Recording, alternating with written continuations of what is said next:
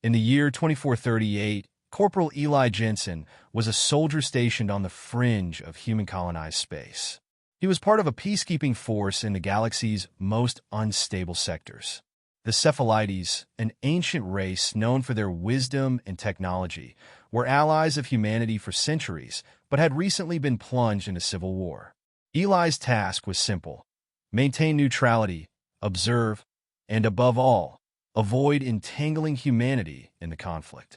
But fate had other plans.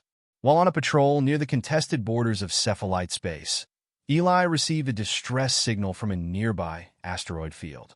It was garbled, weak, but unmistakably Cephalite in origin. Against protocol, he followed the signal, curiosity gnawing at him. When he arrived at the source, he found a wrecked Cephalite ship drifting silently. Life support was failing, and the ship's interior was filled with thick, gaseous vapors, barely allowing him to breathe even with his suit's filtration system. Inside the ship, he discovered a solitary, dying Cephalite, an elderly figure adorned with intricate markings and strange technology embedded in their exoskeleton.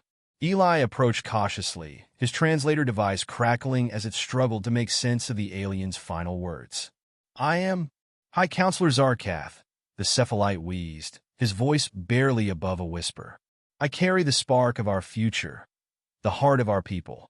They will come to finish what they started. Help, please." Zarkath extended a trembling appendage toward Eli, holding a strange, crystalline device. Without fully understanding its significance, Eli took it. The crystal pulsed faintly, and as he held it, a torrent of information flooded his mind. A shared memory of the Cephalite race, their rich culture, the recent strife that had turned them against each other, and a vision of peace that Zarkath had tried to uphold. Against every instinct telling him to leave, Eli stayed by the dying leader's side, listening to his labored breaths and desperate pleas. Zarkath was in exile, fleeing from those who sought to end his vision of a unified Cephalite race. In his final moments, Zarkath transferred what was left of his energy into Eli's hands. The crystal glowed brightly, then faded, leaving a piece of the leader's mind and will within him. "I will carry it," Eli said solemnly, not realizing the weight of his promise. After Zarkath passed, Eli returned to his patrol ship with the crystal, intending to hand it over to his superiors for further analysis. But news spread quickly. Zarkath's enemies, the faction of Cephalites now in power, intercepted his report and learned the artifact's location. This was no mere relic. It was the symbolic heart of Cephalite leadership, and in their eyes, Eli had become a dangerous figure, a vessel for Zarkath's vision.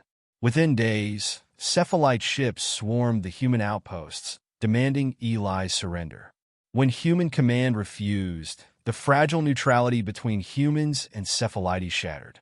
The Cephalite rebels, believing Eli had been chosen as their leader's successor, rallied around him, interpreting his act of compassion as a declaration of support for their cause. Eli was blindsided. As someone who had only sought to ease a dying alien's last moments, he never intended to become the catalyst of a galactic rebellion.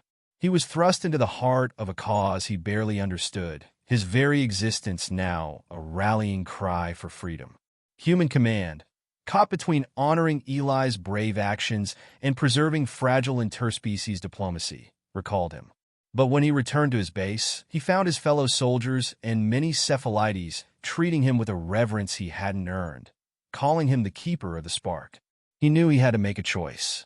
Walking away would mean betraying the hopes of a people oppressed by their own kin. Standing his ground, however, would spark an interstellar war.